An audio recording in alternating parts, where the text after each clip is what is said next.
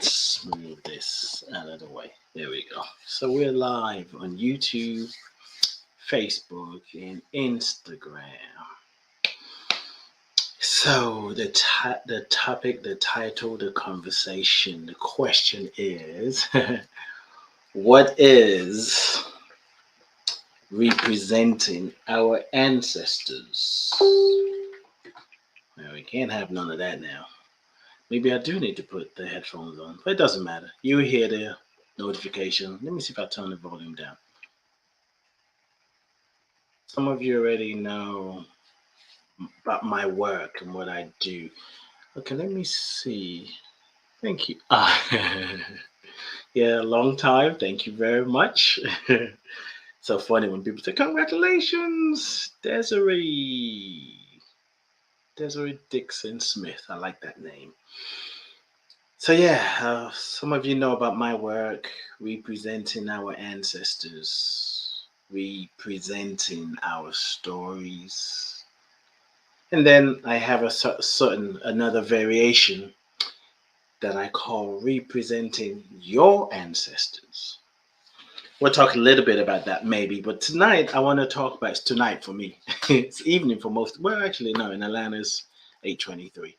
I want to talk about representing our ancestors and why it's important and what it means.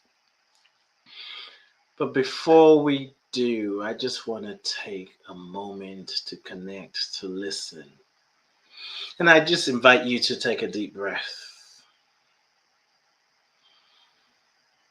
knowing that a deep breath in and out. And as we breathe in and out, we are connecting to the ancestral wisdom. We are connecting to our roots. You're rebooting your mind. You're opening your heart to deeper wisdom, more information. It's like pushing the reset button. So, whatever you're doing, wherever you're doing it, you can always stop and take a breath. So, I am ready, open, available for what wants to be shared and expressed, knowing that the conversation that I do have, what I do share, will speak to each and every one of you in a unique way, in a way that you can understand, in the way that you need to hear it. What is representing our ancestors? I like to start by saying that by default, we're representing our ancestors. Just by default. You can't help it.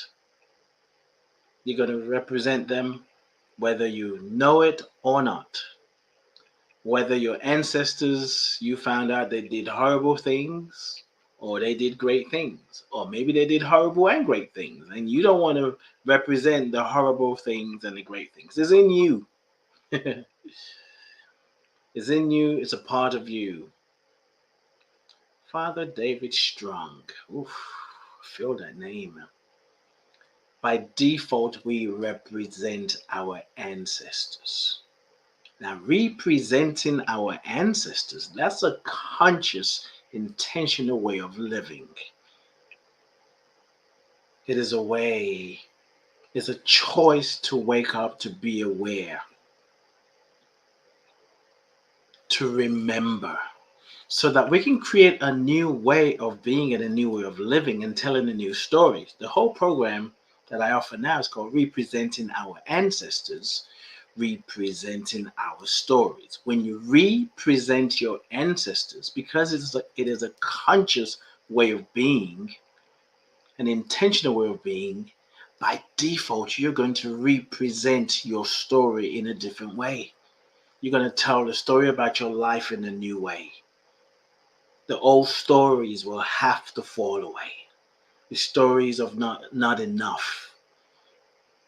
The stories of where do I belong. All those stories will have to fall away. Because the moment you step up and become aware to a greater truth, a deeper truth, all the stories that don't resonate with the deeper truth, the greater truth, can't help but fall away because nothing is sustaining them. So, ancestors, Sometimes it's easy to make assumptions and say that, you know, everybody knows what that is. Anitra, how are you doing? Everybody knows what an ancestor is. And on some level, yes, we all do. We know what an ancestor is. However, you can know something intellectually, but do you know? No, no. Some of us do, and some of us don't. And there's a lot of, this ancestral conversation. It's not new. There are people doing the DNA test to find out where they're from. That's part of it. There are people who haven't been so kind to other people and then find out the people that they've been judging and hating and oppressing, they actually part of them. So from a scientific perspective, we're being shown that we are connected. We have to take their words for it. That is accurate. I believe to some extent it is. And there's more. See, science is the physical representation. Well, yes, this is how I want to say that. Science gives us an image, a reflection of the invisible life, the invisible realm. So there's some scientists who can make up shit and to say it's the truth. And there's scientists who are committed to the work, who are committed to humanity and willing to excavate, download deeper wisdom to support us in growing, in healing, and getting to know one another in new ways. And as human beings, I could say that on a spiritual level, on a deeper level, when we talk about the invisible realm, the shadow self, that's not a place that, generally speaking, we don't spend a lot of time there. And when we do, even those of us on a spiritual path, we spend time there just enough to collect what we need, hoping that we can find the answer to a prayer so that we can deal with what's happening. What's the thing that people would say? You got to deal with real life. Yeah, so we do that thing where we say, yes, yes, yes, I understand, but you got to deal with real life. Yeah, it's okay with meditating and talking to your ancestors, but you still got to pay the bills. And I think we got it mixed up. Real life is the life that is in the invisible realm. And when we connect, when we remember that we are part of people who came before us, thousands and thousands and millions of people that came before you, that passed life on to you. So for me, representing our ancestors is a conscious, intentional way of living, of being, and reminding one another, reminding myself, reminding you, reminding us that before we were here, there were people who were here 500 years ago, 600 years ago, 2,000 years ago, 3,000 years ago. That's right. And all of those people, when you think of your story, I've showed a graphic that I often share during my broadcast when I'm doing my podcast or doing a workshop. I give you, if you could get a little bit visual. So think about it. If you have never done this before, it's mind blowing.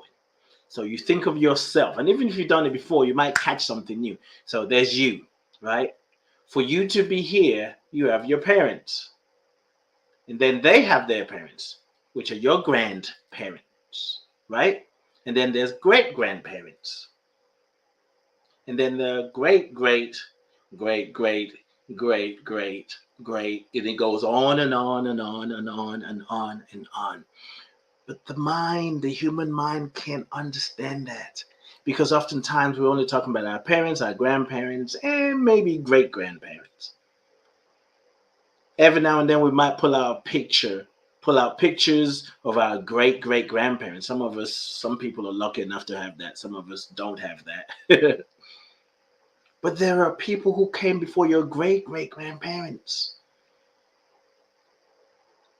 many generations before you. So if you just take a moment to think about it,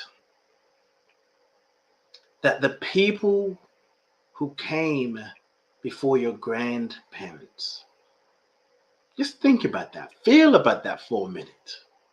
Think about your people, the ones who came before your great grandparents,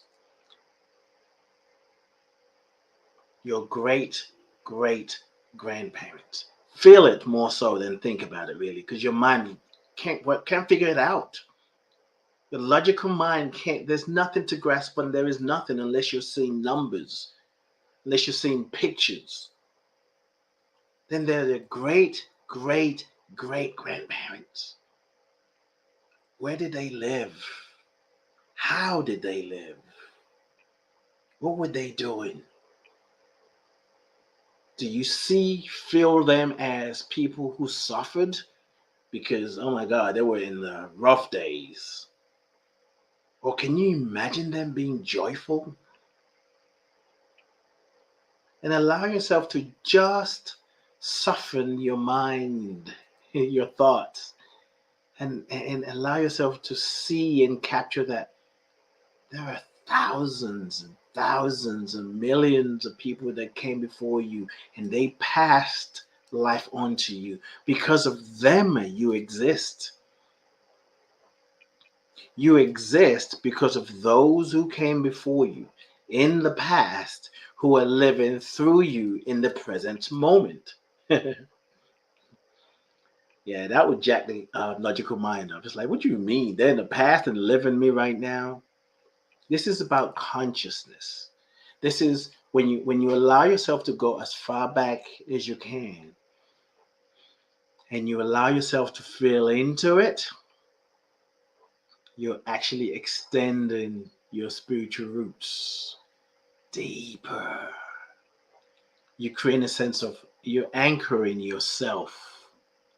You're anchoring your consciousness. You're anchoring just the whole being. You're recognizing that before I was here, there are people who came before me. So when you're representing your ancestors, you are actually tapping into deeper wisdom. You're tapping into the pure essence that is you. You're tapping into the breath of life. The breath of life is full of wisdom, is full of light, understanding, light, knowledge, light, wisdom. When you allow it in, you feel lighter. You don't feel so heavy. So it's one thing. What is his name? There's Professor Henry Gates in America. He does this program called, is it Finding Your Roots? Something about roots.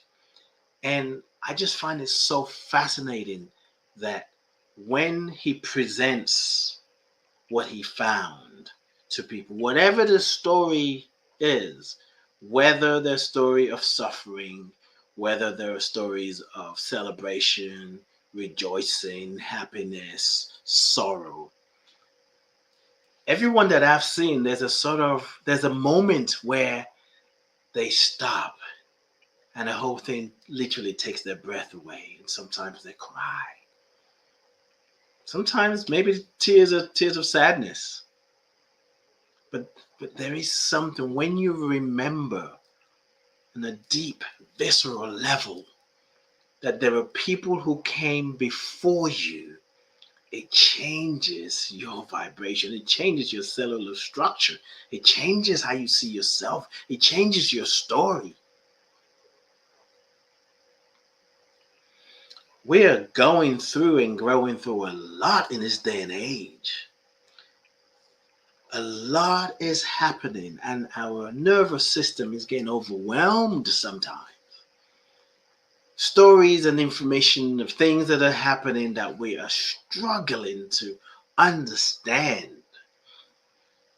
And some of the things that are happening right now, I say the energetic patterns that has been resisted, that no one wanted to look at, that was judged and criticized. And we are in a very peculiar stage in life where the old is dying and we're experiencing it. We're watching it happen. And there's a new beginning, a new world, a new age, a new thought is being inspired through each and every one of us. And there's an aspect of us who are sort of in the middle, because that's really where we are. There's the past, and then there's the future, and you're in the middle. You are from the past. You are from the past. And if you really want to understand who you are, if you really want to grasp and understand who you are, you got to go in the past. Who you are, your answered prayers, what you need, want, or desire, none of it is in the future. It's not in the future. It's in the past. Chew on that for a minute. Because we talk about release the past, let go of the past. The past is gone. The past lives in you. You are in the past. Everything about you is from the beginning. It's from the beginning. So whenever you have a challenge that you're dealing with, an illness that you're dealing with, when you are grieving, whether you're grieving a person who made their transition, maybe you're grieving, just the idea that you've moved to a different country, a different state.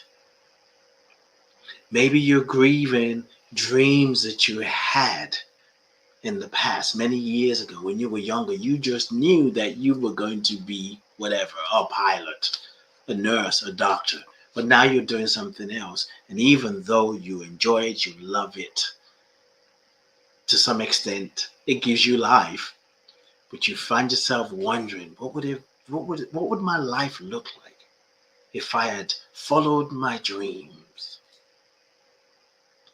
Now, I want to say something about that. If you're in a place where you're doing what you're doing right now, and you constantly find yourself, it doesn't have to be every day, it doesn't have to be every week, but regularly enough that you keep wondering, what would my life look like if I had done X, Y, and Z? Because you remembered that back then it's something that gave you life. I want to suggest you might want to look into that. You might want to look into that. Because if it keeps coming up, it's your ancestors nudging you. And you may get to do the thing differently. So you may not actually be working in a hospital as a nurse, but there might be another way where you get to care for people. Maybe being a massage therapist, a reflexologist. Maybe you decide to go into gardening and making sure growing food to help people nurture their bodies.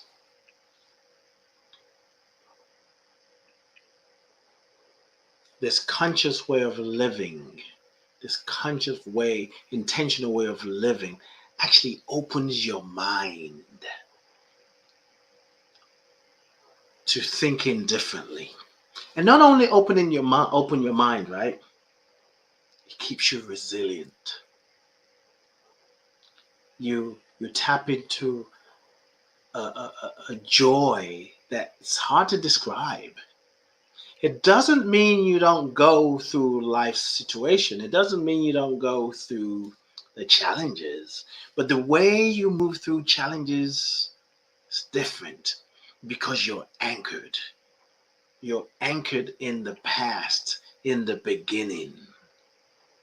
And in that place, you know that you are the past and you are the future. And all of it is happening now.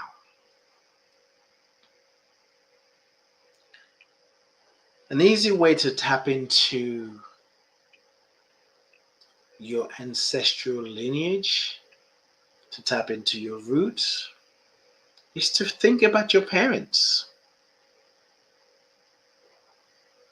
even if they're still alive, think about your parents. What have you learned from them?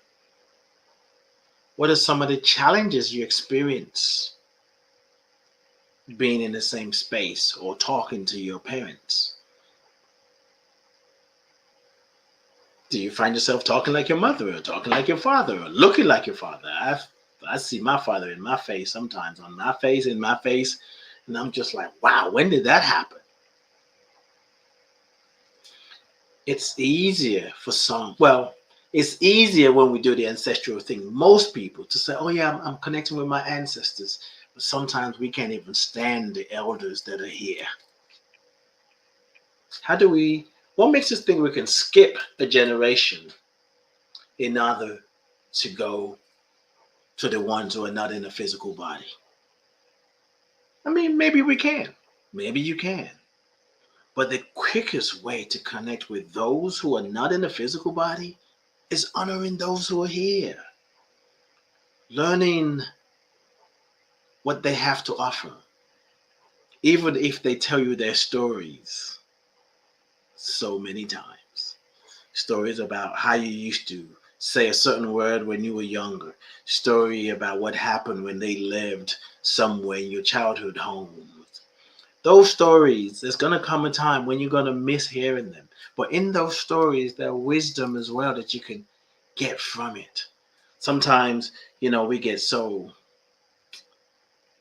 something. I'll say it like that. We get so something about that story again. When you represent your ancestors, you get to represent your stories. Shift your gaze, shift your attention, how you look at your parents. If they're in the physical body, maybe it's an auntie, maybe it's an uncle, maybe it's a cousin who's an elder, maybe it's your grandparents. If they might be in a care home, you might go there and just sit with them. You don't always have to tell me about this, because they may not be able to tell you those stories for whatever reason. Maybe they're not in a place to talk and communicate. But maybe just sitting with them, holding their hands, and the information can be transmitted through the hands. A certain energy that doesn't need words. And sometimes it's easy to pick that up. It's easy to grab that. It's easy to feel that.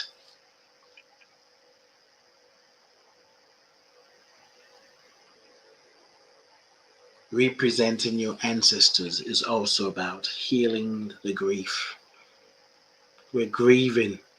We're grieving a lot on so many levels.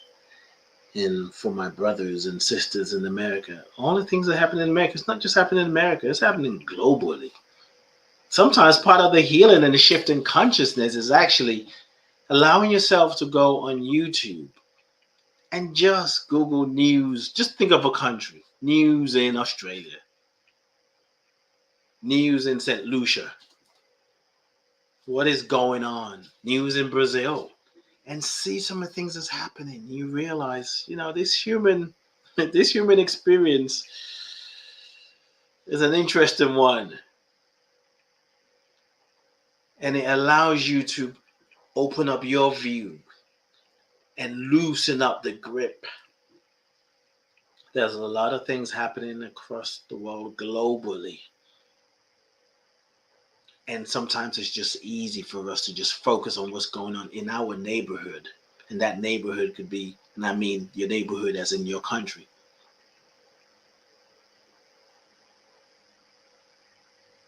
How do you represent your ancestors? I've shared some tips and then I've released this conversation. Just thinking about them. Thinking about your ancestors. Think about your parents. Your parents are here now. They're alive. Imagine what it was like when they were a little child. What was your mom like at age 4? What was your mother doing at age 6? Your father? What was life like for them? Were they quiet? Were they bubbly? An introvert, an extrovert? Did they have a loving parenting experience. And even if they're not here, they've now made it into, they've released the body. Just imagine, ask the question. Ask them if they're alive in your mind. What was life like? And if they're alive, you can ask them, what was it like for you when you were 4 years old? I'm saying 4, it doesn't matter. You can say, what was, 2, 3, 4, 5, 6, 7, whatever age. When you were 10, Dad, what was that like for you? What were you doing? What was your relationship like with your brothers and your sisters? What was it like to be the only child?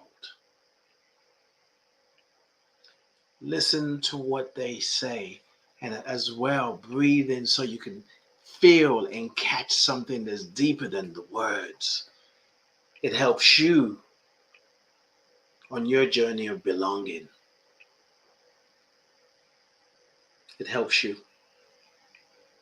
Representing your ancestors is nothing but a journey of belonging.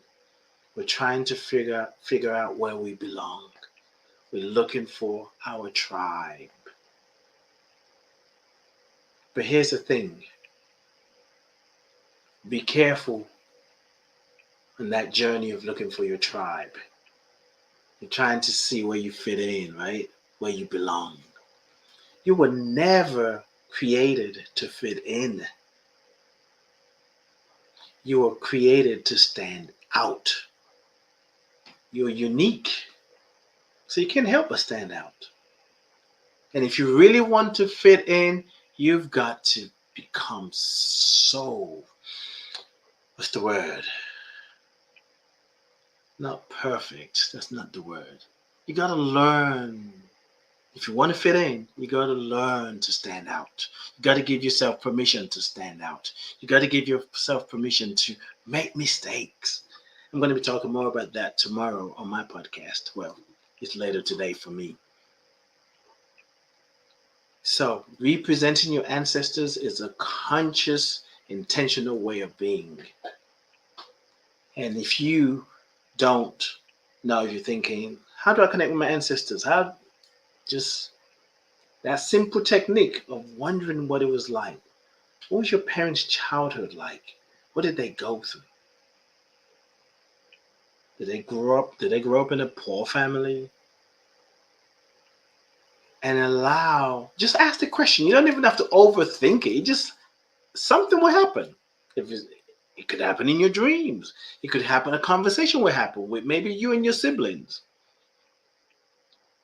And another thing you can do, which is last thing I will share for now, I don't know if you can actually see it. Yeah, okay. Those on the Instagram can see it. On Facebook, you can barely see it. And those of you on YouTube can see it too. Light a candle.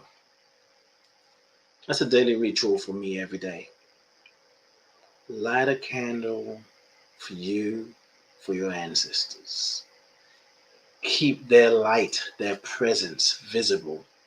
So when you look at the candle, you can recognize that their light, that eternal flame, is around you. We are here to represent our ancestors. We are here to show up and bring about the healing that the healing for things that happened in the family in the past that people are either judging or criticizing. And we must grieve it. And if you don't grieve it, someone else is going to be passed into somebody else. It could be the next generation. But what better gift to use your beingness, your presence, to make room for the healing. And healing sometimes it's messy. Sometimes all you need is an open heart. Simply saying, I trust that I am rooted in unconditional love. I trust that I am protected by unconditional love. I am safe. I am secure. And whatever needs to be healed, I ask for it to be revealed to me. And I ask to be shown how to go about healing this. And I ask that it's gentle. It doesn't have to be challenging. We don't have to lose our life over a healing process. We have a say in how we do this. We have a say in how we show up. We show up intentionally, consciously, and we create a different path for our children, nieces and nephews, cousins, because we said yes. The yes is not, well, yes, because I know how it's going to turn out, or yes, only if it's going to be whatever. The yes is saying something, saying yes to something bigger, more than your mind can understand. Yes, God, yes, life, yes, divine, the great I am. Because you know that you're one with it, and it needs you as much as you need it. You and God are one. It's an interdependent relationship. You can let go of the codependent relationship you have with the divine. You can let go of the transactional relationship because you meditate, because you pray, then God is supposed to do something. It doesn't work that way. What I also know is God meets you exactly where you are. So while you're doing the transactional thing, you can say, help me to see the bigger picture, dear God. Help me to see the bigger picture. We must break from the transactional relationship, not just with God, with ourselves, with our relationships. There's more to share. I'll be sharing that over the week. I got my podcast. I don't know. Next few days, I'm going to be here. And for those of you who don't know, this Saturday, you'll see the link. I posted on everything. I'm on 3 different devices. bit.ly/ancestral healing number 9. bit.ly ancestral healing. No, bit.ly/ancestral healing and the number 9. Register this Saturday. Join me. We're going to heal together. We're going to help each other carry the burden. See, true healing happens in the community. There's going to be different exercise to help you access grief that's in your body that you've forgotten about. And don't be afraid. I mean, you can be afraid of your grief, but don't be afraid to extend where you don't want to look at it, where you don't face it. If you don't face it, if you don't look at it, it's taking up space. So while you're praying, affirming, visioning for something new, your grief is taking up space. But when you allow it to rise up, when you honor it, when you accept it, you free it. bit.ly/ancestral healing and the number 9 this Saturday. I have another event in July. You can check that out. See it on my social media platforms. On IG, for those of you who are not on IG, my handle is @lifecoach Ade, @lifecoach ADE. You can see it there on Facebook. Just type my name. Even if you do @lifecoach, it's easier because I have a username on Facebook which I didn't know much about. I've had Facebook so many years. I wish I knew then what I know now. But I only know now what I know because of what I did then. So I give thanks. Thank you, beautiful people. I love you. I bless you. I appreciate you. And I thank God for you. On YouTube, like this if you don't mind. It's an invitation. Subscribe to it. Share it with people. On Facebook, IG, like it, share it. Share it with somebody who you think could use it. Don't keep it to yourself. You might say, I know about this. This is my daily practice. I light a candle. I have an altar. I call up my ancestors every day. Share with other people because there's too much going on right now. Anyway, I can go on till tomorrow, till later, till my podcast. I can just roll from here into my podcast. I love you once again. I appreciate you. And I thank God for you. Peace and blessings. Whatever you do, multiply the consciousness of love, the consciousness of truth, the consciousness of what is great about you. All right. That's the end. Thank you for joining in. Oh, wait a minute. What's going on here?